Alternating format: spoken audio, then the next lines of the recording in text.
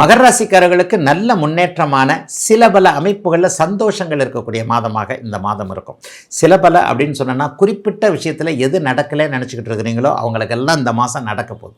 என்னென்னா 7ஆம் இடத்துல இப்போது உச்சகுரு உட்காந்து உங்கள் ராசியை பார்க்க போகிற அமைப்பு முகத்தில் அகத்தின் அழகு முகத்தில் தெரியும் என்கின்ற விதமாக முகத்தில் பெரிய சந்தோஷத்தை கொடுக்கக்கூடியது.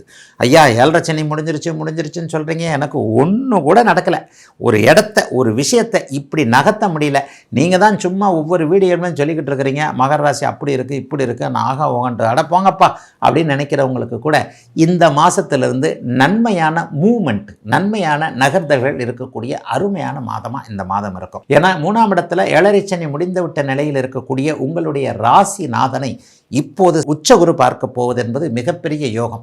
ராசியையும் ராசிநாதனையும் உச்சகுரு பார்க்கிறார் என்பதால் எல்லா விதத்திலும் தடைபட்டு போன அத்தனை விஷயங்களும் இப்போது செழிப்பாக இருக்கக்கூடிய அமைப்புகள் இப்போது உண்டு.